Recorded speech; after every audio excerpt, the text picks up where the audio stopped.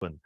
So that's one to Google. I'll put a link in chat later, or maybe Caroline, you would, if you've got a link handy. Really good training course, carbon literacy training, highly recommend it. And through there, I got talking to the trainer, Pete Watkins, who told me about these amazing projects that York University were doing to help local businesses, I think at that point mostly around York, to improve their sustainability. So we kind of got talking from there, and in particular talking to Daisy here, who's on the call. Daisy, did you want to say maybe a couple of words about the sort of initiative as a whole? Yeah, sure. Thanks, Paul. So, my role is volunteering project officer, and it kind of sits within the volunteering team in the careers and placement service within the University of York. So my role is responsible for kind of, I guess, sourcing and kind of shaping up projects for undergraduate students, and it's to help them get some kind of work experience in the real world. And I do them across a range of different bits and pieces. So. We do things with museums and with the NHS and with kind of different people in the community like yourselves. And in autumn term this year, it's the first time we've ever done a kind of specific sustainability project. So I worked quite closely with Pete Watkins to kind of source some organisations for an initial kind of pilot. And after that, Pete kind of helpfully put me in touch with Paul, and then Paul's been great in kind of furthering building up new contacts and doing it again, really. So we had another round within the spring term, and I'm now gearing up to repeat this in the summer term as well. So the goal of it is really that we match our kind of undergraduate volunteering teams with a charity or a business, and the students do a piece of research, build up a bit of a sustainability action plan for them, essentially. This term as well, I've got some postgraduate students as kind of part-time staff who are going to be supporting. So I think, and not to put Matty on the spot, but I think Matty's on the call. So Matty's going to be supporting one of our student teams, and we've really managed to scale it up. So thanks to Paul and people like yourselves that can really help me build those partnerships, so I can help yourselves in the community and give the students that work experience, really.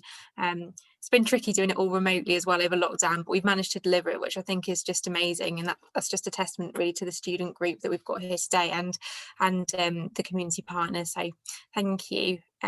Great, thanks Paul. Hopefully that's a good overview. That's really helpful. Thanks, Daisy. So yeah, I got excited about it, and there were 5 businesses that have been through this cycle. So just in the last couple of months, just February to February even to the end of March, was it? So we had one lady who just had a couple of holiday cottages and wanted her business to be more sustainable. We had a person that owned an organic flour mill just up on the moors here, a farmer, another person who had a farm. A volunteering network were involved as well. And then there was space, so I put my own training consultancy business through the process as well.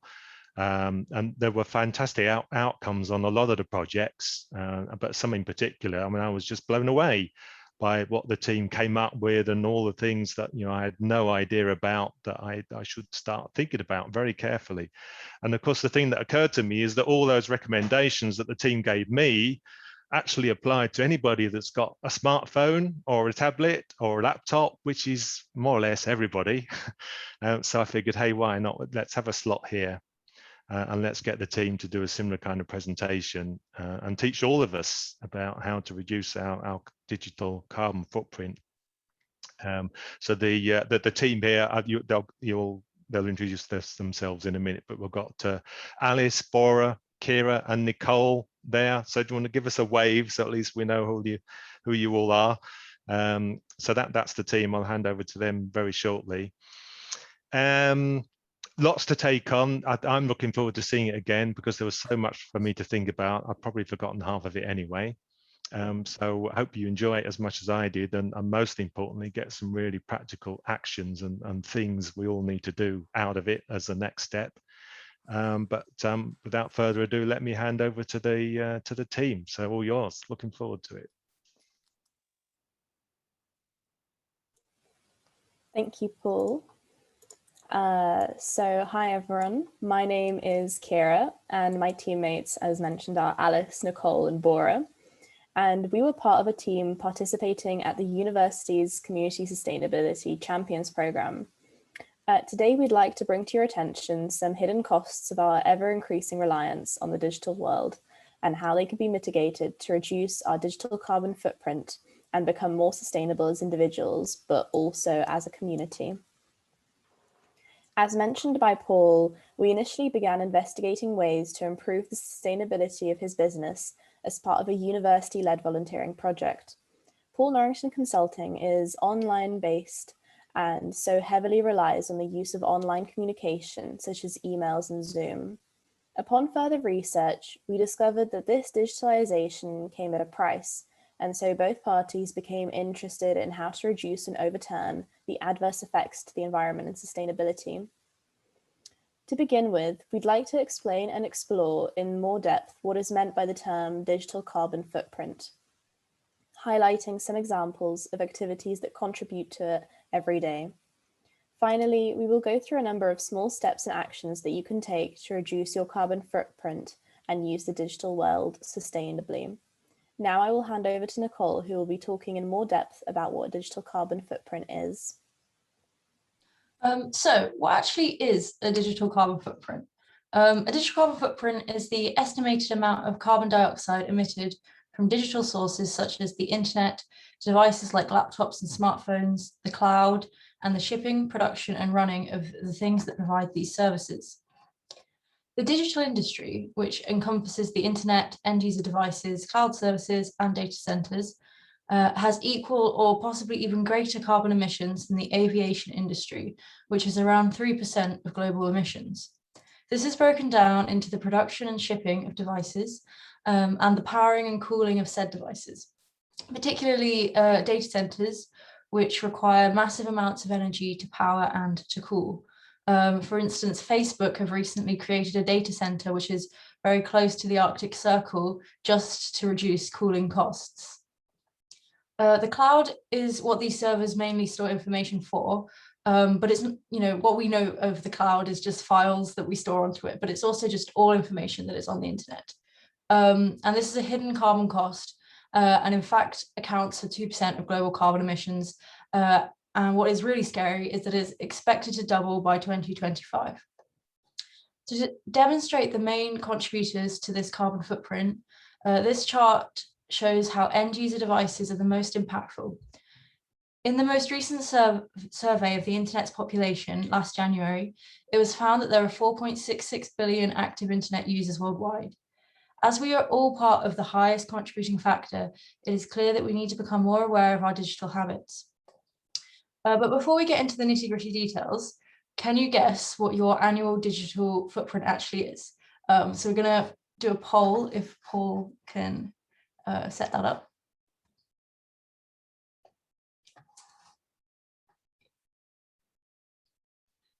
Okay, it should be working now. So yeah, just click on the option that you think is the correct answer.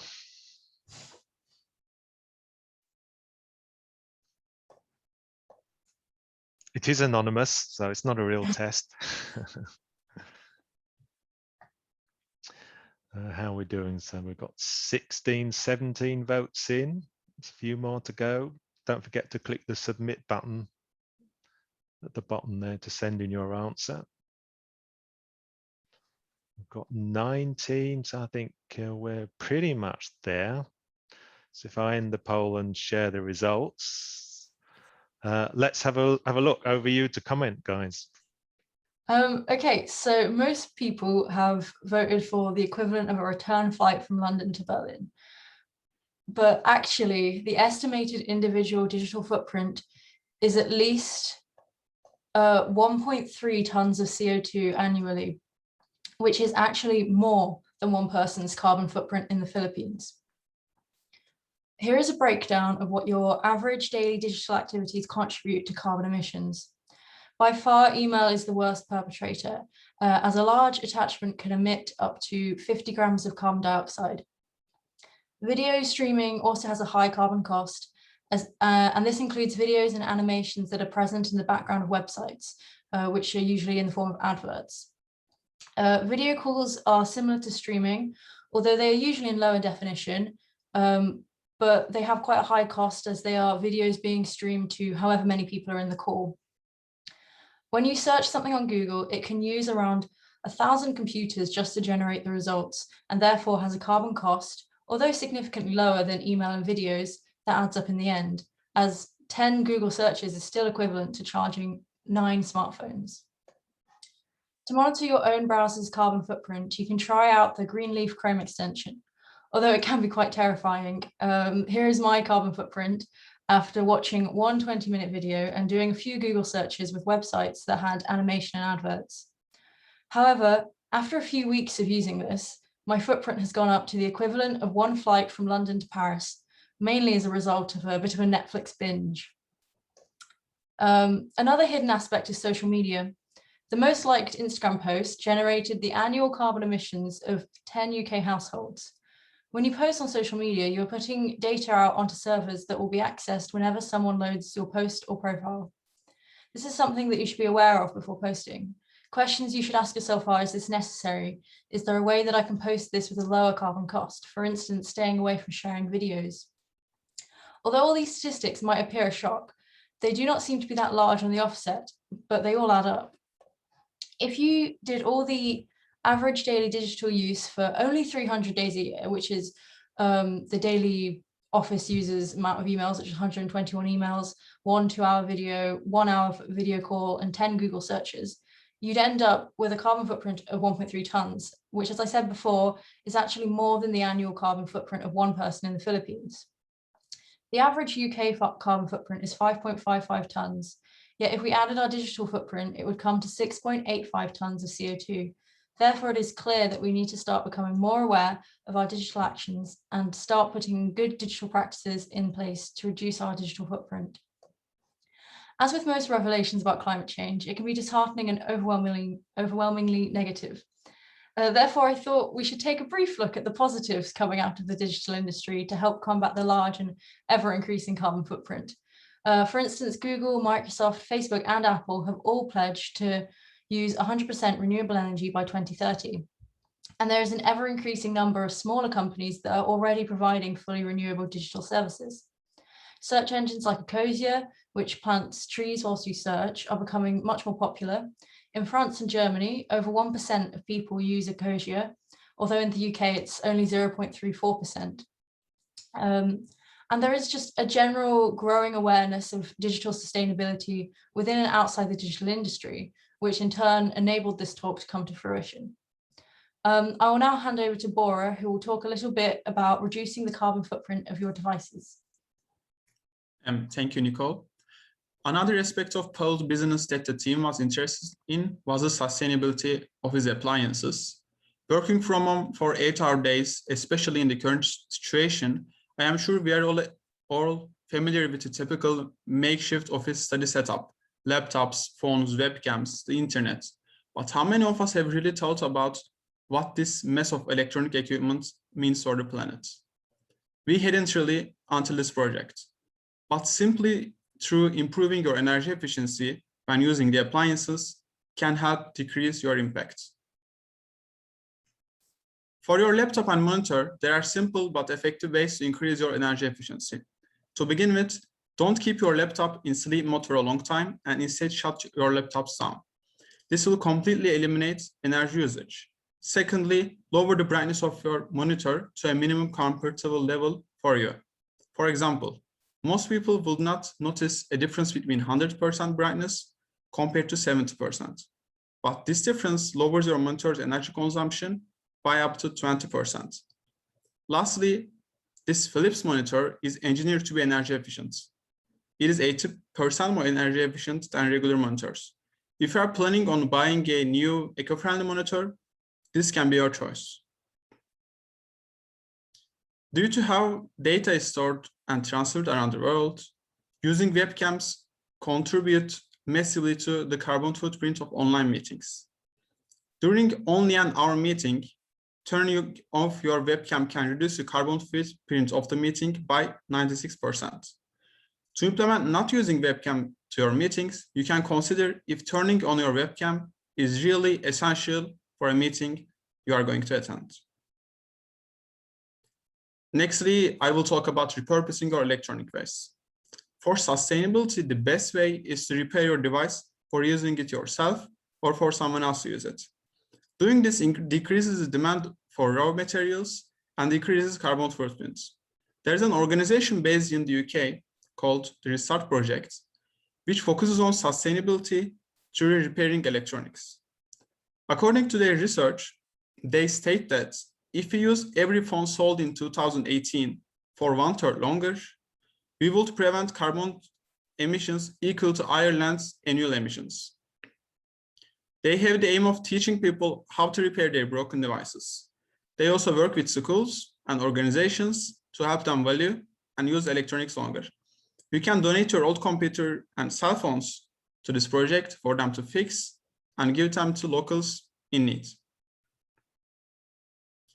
When your electronics are unrepairable, the next best option is recycling them. Electronic waste normally ends up at the landfill when not recycled, and this causes various toxic chemicals to be released when they are burned. These contribute to greenhouse gas emissions and harm the local environment. The easiest way to make sure your electronic waste does not end up in the landfill is to use a recycle service like Revive IT. They're a free recycling service with zero landfill policy. When Revive IT collects your electronics, after destroying any data on the device is refurbished and reused or completely broken down into its core components for metallurgy recycling. I will now hand over to Alice, who will talk about reducing your online carbon footprint. Thank you, Bora. Before going into explaining some actions we can all be taking to reduce our digital carbon footprint, I thought we would close this section with a quick poll. So thinking about our general office setup, which appliance would you guess would have the largest carbon footprint if we're basing it off energy consumption? Thank you, Paul, for setting that up.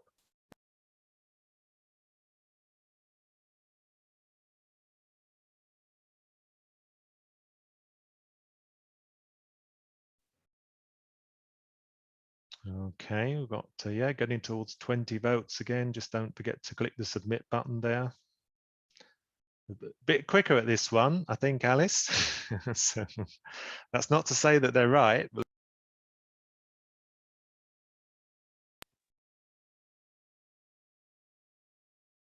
so that's what we've got on that one. Yeah, and the majority of you said desktop computer and that is correct. But looking generally at the carbon footprint of appliances is actually something that I had a go at calculating as part of Paul's action plan for the community project. Thankfully, it was relatively easy to find the average energy consumption for various appliances and calculate the overall consumption if we're using these for a working day. On the screen of a few appliances we will all find ourselves using at some point or another. As you predicted, a computer consumes the most energy in a working day, with 0.8 kilowatt hours of energy associated with daily use, while things like a broadband router and a webcam consume considerably less. Based on the figures you see here and the kilowatt hours to kilogram of CO2 emissions factor for 2020, we were able to calculate that for the 251 working days in a year, the above appliances would have a combined carbon footprint of around 76.5 kilograms of CO2 emissions. This is about the equivalent of consuming 7.5 gallons of diesel or burning 84.5 pounds of coal. Of course, if you're on a 100% green energy provider, this figure is more likely to be an indication of how many emissions you're saving by consuming clean energy. Now that we've gone into a bit more detail about where our digital carbon footprint comes from, we're going to talk about what we can all do to reduce it. There are 3 key steps that each one of us can take to try and minimise the environmental impact of our digital activity. The first is to have a digital declutter or a detox. I personally know that I have an embarrassingly high number of unread junk or subscription emails on my phone that keep building up and up. And as Nicole mentioned earlier, the average number of daily emails has the equivalent footprint of driving nearly 7 kilometres. Apply this to your spam and the figure shoots right up. Sorting these obsolete emails and files can actually make a significant difference in your digital environmental impact. The second step is moderation.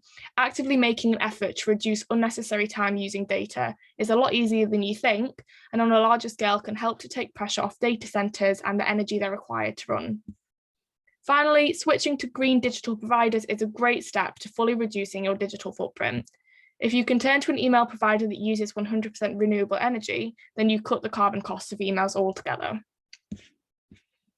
As we mentioned, first and foremost, it is important to reduce your current data storage by having a digital declutter. A key thing for this is in regards to your emails, as whether you're working, a student, or just have an email account, emails and their reliance on data centers for storage have the potential to be your biggest contribution to the digital carbon footprint. You can do this manually, going through your emails to delete anything you don't need anymore, or making sure to unsubscribe from email lists and social media notifications. Or if you are knee-deep in redundant emails and want an easier route, you can download apps such as Clean Email, which actually do the job for you. Other actions you can take to reduce your current storage and therefore your energy usage is to delete any unwanted apps and files by going to the settings on your phone, tablet, laptop, and discovering your app usage, and then from there deleting any unused or rarely used apps. Another step is limiting your future data generation by moderating your digital activity. For example, in the case of emails, avoiding things like using reply all, unnecessary follow-up emails, and sending large attachments. When you need to send an attachment, it's best to send a link to it on the cloud, but make sure that you store most of your files on your hard drive instead of your cloud when possible. We also recommend, where appropriate, to limit the number of emails sent in the first place, using substitute communication activities such as phone calls or messenger apps.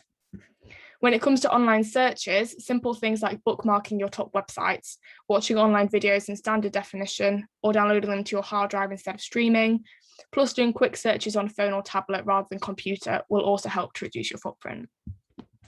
Online calls such as this one is something we've all become very familiar with over the last year. So taking actions in these meetings, such as only sharing video when necessary, and using sustainable conferencing platforms such as Google Meet or Microsoft Teams, which have made commitments to renewable energy, can make a big difference. If you're able to spend a little bit of money, you can consider switching to fully renewable hosts for your data, specifically for cloud and email services. A few examples of such providers are Tutanota, Mailbox, and Runbox. I recognise that for some of you, it might be not the best option to spend money on these, but if you're interested in switching or trying to switch, then Tutanota offers a reduced storage option for free, and all the others offer free trials, so it's definitely something to look into. Using an ad blocker or a VPN if you can, such as ExpressVPN, will limit the data you access when on websites, blocking things like video adverts, for example. Also, be mindful to buy IT equipment only when you need to and buy it secondhand where you can. Finally, I'd like to challenge you all into pledging to a digital diet and to encourage others in your life to do the same. Here, you can propose how much carbon you will save by changing your digital habits in the next 60 days. The website will also give you some extra tips and information on how to go about this. I'll just pop a link in the chat now if you're interested in looking a bit more into that. There we go. Okay, so finally, I'll be talking to you about what your next step should be. Setting goals is key to achieving and maintaining a change in your behavior to reduce your carbon footprint. One of the tools you can use to set goals is SMART, where you can make sure the goals are specific, measurable, attainable, relevant, and timely. This greatly improves the chances of your success, as the goals will then feel achievable, and having the ability to measure your progress will ensure that your motivation is kept high. So now that you know some things about what a digital carbon footprint is and about some basic actions to take, it would be nice to hear what you've taken away from the presentation and one change you might make in response to what you've heard today to try and reduce your digital carbon footprint. Feel free to pop a quick comment in the chat about it now. To conclude, I hope that you found the presentation today not only informative, but also inspiring. We hope that everyone manages to make some small change in their lives that will help to reduce our digital carbon footprint and to educate those around them about the hidden costs of our heavy reliance on the digital world. Now we're going to hand back over to Paul, who is going to talk about some actions that he took in response to the Community Sustainability Project and the information about his digital carbon footprint. Fabulous. Well done. Fantastic. Really enjoyed hearing that again. So thanks, guys. I've sort of spotted a couple of options there. Sorry, some actions coming through the chat window there. So keep that going. if there's anything that you think, yeah, actually, maybe I should look at that. So much to think about. I think you can kind of see where I'm coming. So I'll let the team help themselves to that. What we'll do, we'll come to Q&A and answer some of the questions. See, there's one or two in chat there already. So as well as your actions, what questions have you got for us? I'll just put us on spotlight here. Interesting, isn't it, about use of web cameras? I had no idea that that had such a drastic effect. And in a lot of my sessions, I kind of really encourage people to put on their web cameras. And I'm thinking, actually, is that the right thing to do anymore? I think there's a time like this, for example, when there's nothing being shared on the screen, why not? Feel free, come on in and turn your camera on as well. But I think sometimes we should just stop and think before doing things automatically, because it can make a difference. There, I've just found Kira, so I'll put us all on spotlight there. In terms of what I've done, and when I have taken action in terms of power consumption, one of the first things I did is bought one of these. Just a simple power meter. I think it was only just over £10. So you plug that into the socket, and then you plug your appliance into that, and it tells you how much energy is being used, and you can use it throughout the day. You can put a cost into it, and it even tells you how much it's costing.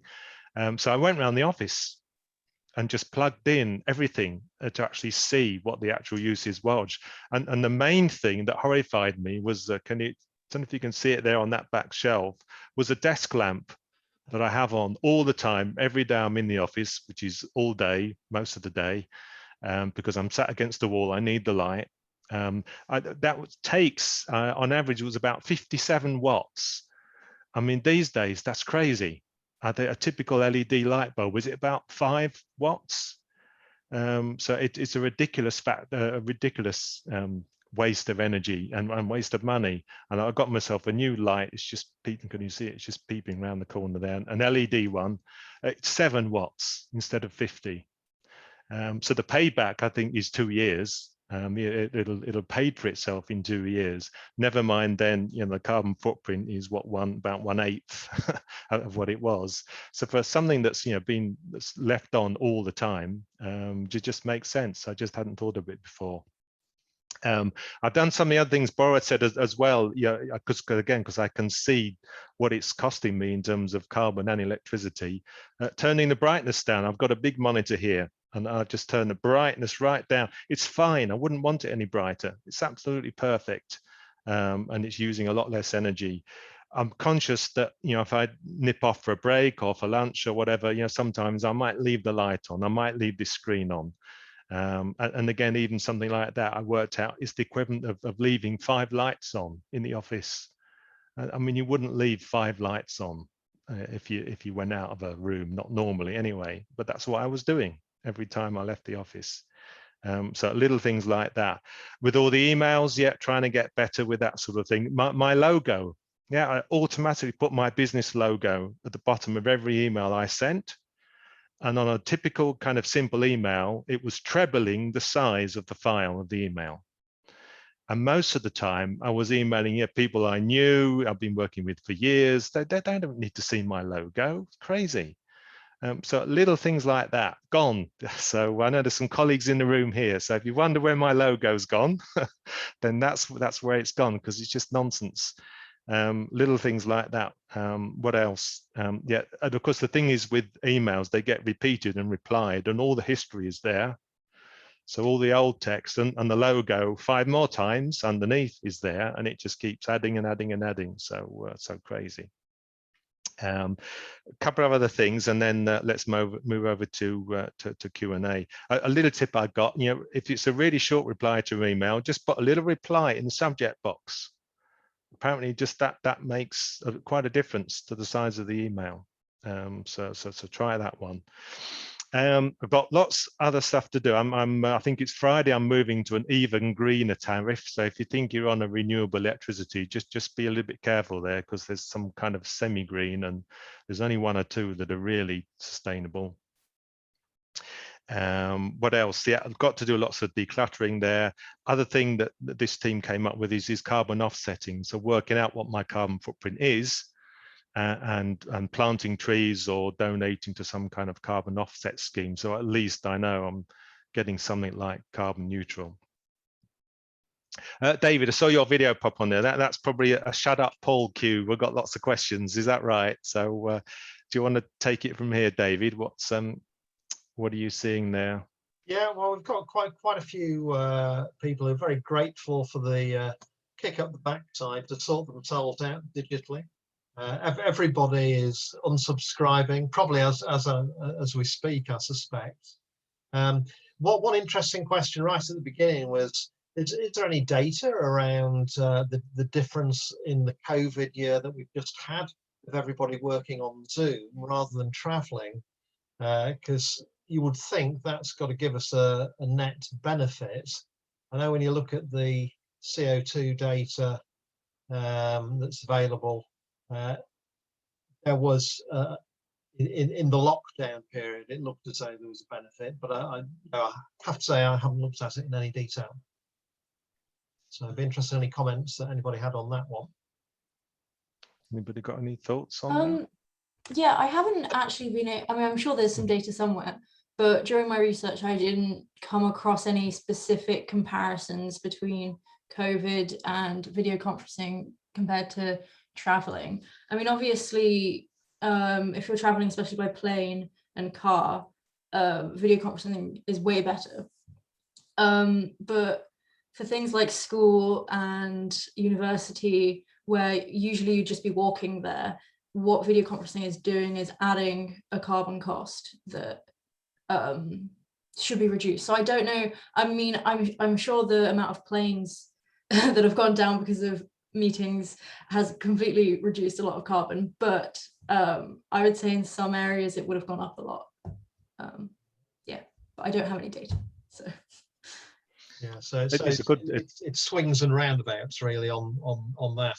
I mean, we found in the environmental group, having Zoom meetings, we've been getting more people to our meetings rather than having a physical meeting during the COVID year, which has been quite interesting and given us food for thought as to how we go ahead from here on. But we're still, let's see what, sorry, I've stopped looking at the questions now.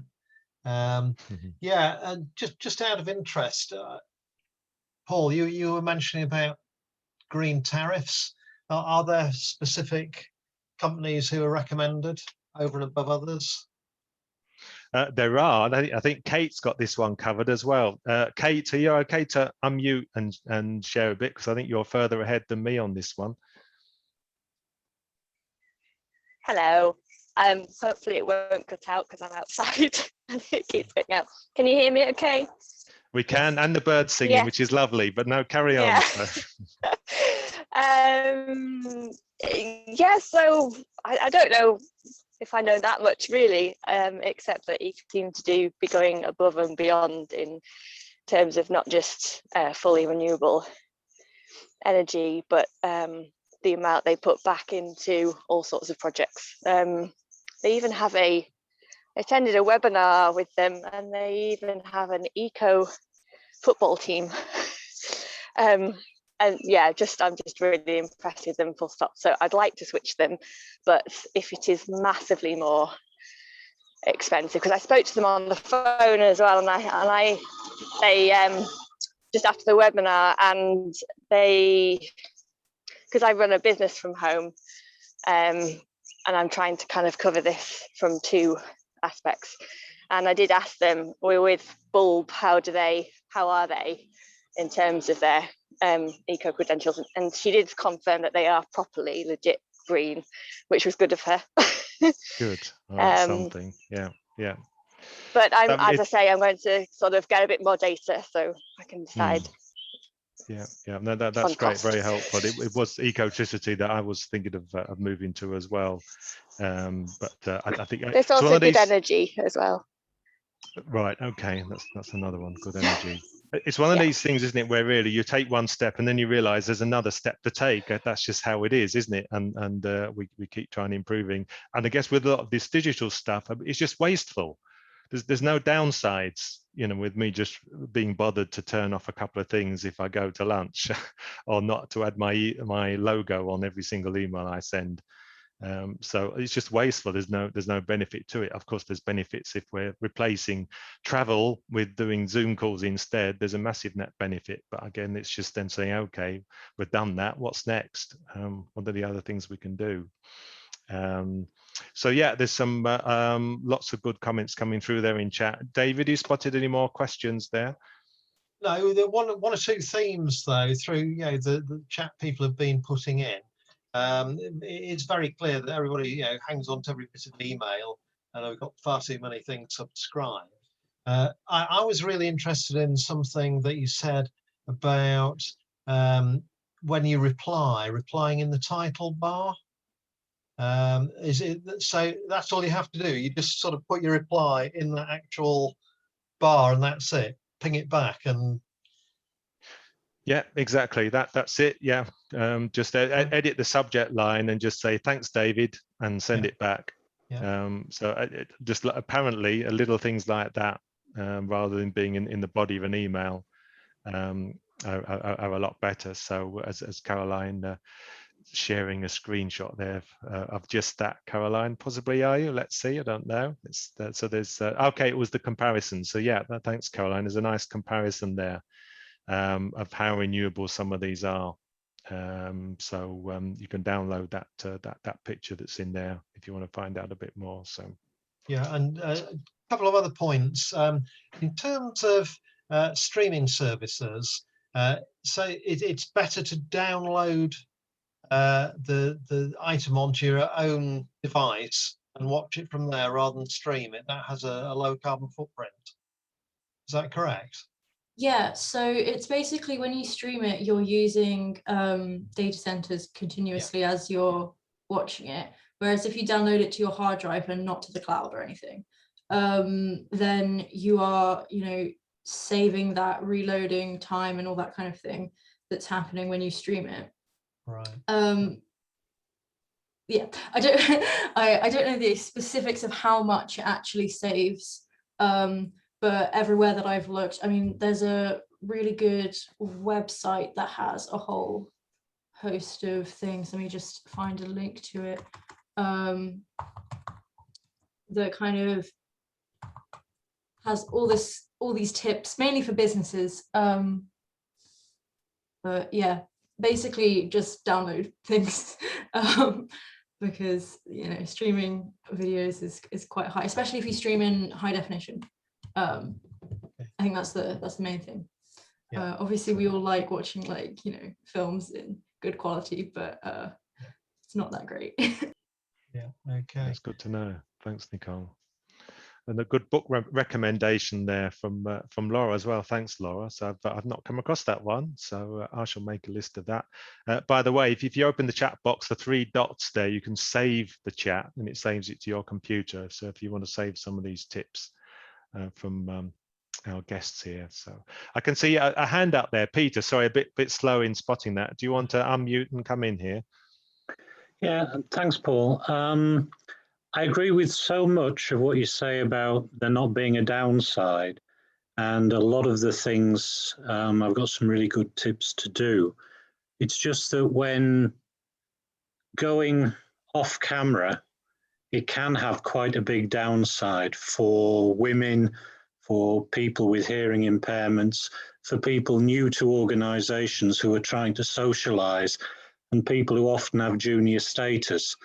It's very easy to be invisible, even in a face-to-face meeting for these groups. And I think one of the issues with virtual meetings is that it's so much easier to literally turn people off. But a lot of the other points, I think it is very hard to find a downside. Yeah, I completely agree with you as well, Peter. That I think to say, don't use videos, web cameras anymore would terrify me, the idea. I guess it's a bit like everything else. Maybe if we're just doing it as a habit, and if there are cases where it's not adding a lot of value, and it's mostly one person presenting, And then, of course, the presenter should be on video. And it is nice for the presenters to see some faces in the audience as well. So I don't know, maybe even that is a big enough incentive to say, yeah, keep the cameras on. But I suppose at least we know, don't we? We know the effect it has, and we can make a call then, rather than just, before I had no idea it would make that kind of difference. So, but it's certainly a lot better than getting in the car or getting on a plane and flying over to Amsterdam for a meeting. So that's for sure. So. Okay, Nicole's sharing the whole grain digital link there, the digital declutter website. That's a really good one. Have a look at that. Really lots of practical tips in there as well. So good. Any other questions, David, or points to bring up from the chat? Matty's asked a question here. I don't know if Matty wants to come unmute and ask it. Yeah. Put my webcam on as well, if that's I'm not going to get kicked out for that after that conversation. Yeah, no, go for it. No, this is where we do need to see you. So yeah, it just took me a while to word that. I was just thinking that I would have previously thought that moving towards digital forms of entertainment would be greener in general, just because we don't have those emissions and environmental costs involved with manufacturing. So I was just wondering if there is any data on, say, the emissions involved with using something like Netflix or Spotify compared with the emissions involved in using DVDs or using CDs, that kind of thing. Good question. Yeah, thanks, Martin. Any thoughts, guys? How that compares? The problem I found when I was researching is that you don't find a lot of these comparison datas. You find like people now finding out the carbon, cost of Netflix and everything. And then you've got before people finding out the, carbon cost of CDs and everything. So it's like nobody, or at least from, what I've done, nobody has come together and like, synthesized all the data to compare it in a way that, is actually accurate. So I think really it's more just kind of saying, hey, we're not going to go back to DVDs or anything like that. It's saying, what can we do with the situation we're in now, which is, video streaming is the main thing. And how can we change that, instead of thinking, oh, but it's better than it was before. It needs to be even better because, we're in a climate emergency. Can't give up, but yeah. But good question. Thanks, Matty. Good. Yeah. So yeah, Peter's commented about Peppa Pig there. So no, I think that's essential, Peter. I think you've got to keep that going. I think we can't have a world without Peppa Pig, whatever the carbon footprint. But so yeah, good stuff. Anything else, David? Well, I remember it. I've got the slides here, which I'll send through chat as well. Yeah, I don't think I've missed any of the themes that have come through the chat. Just scrolling back through them, I don't think I've missed anything offhand. So if anybody out there is thinking, well, you haven't mentioned X, just unmute yourself and get your 2 pence in. Yeah, or feel free to use the raise hand button as well, and we'll spot you from there. So I think I've got the right one. So yeah, if you have a look at the if you want the slides, again, this is where it's not a good idea perhaps to send them all out by email, but if you'd like a copy of the slides, then you can download them from the chat box, and we will publish the recording on the REG website as well. So if you want to see it again, or if you want to share it with some of your colleagues, then that's possible as well. So Trisha's make a good point about quick wins. I think you're right, Trisha. There's easy things to do. Okay, yeah, I'm sure we'd all like to go out and buy an electric car tomorrow, but probably that's a bigger thing we all need to think about doing maybe one day. So so yeah. Thanks for the offer, Kate. Yeah, as well, about sharing about the digital cleanup session. Certainly that the link that I think was it Trisha put there before, and that's the one I've come across, the digital declutter from Whole Grain Digital. then that's certainly one that is worth looking at. Lots of tips in there. Good. Otherwise, I think are we about done, David? Yeah, I think so. It's been a very enlightening presentation. I think there'll be quite a lot of beavering away in the background when it's over. We'll all be sorting out various bits of our digital clutter and altering various settings. And I can only speak personally.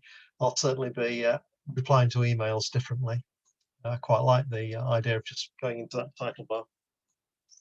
So I'd just like to thank everybody for coming along tonight, asking the questions, particularly all the presenters for doing the presentation and fielding the questions. Thank you very much.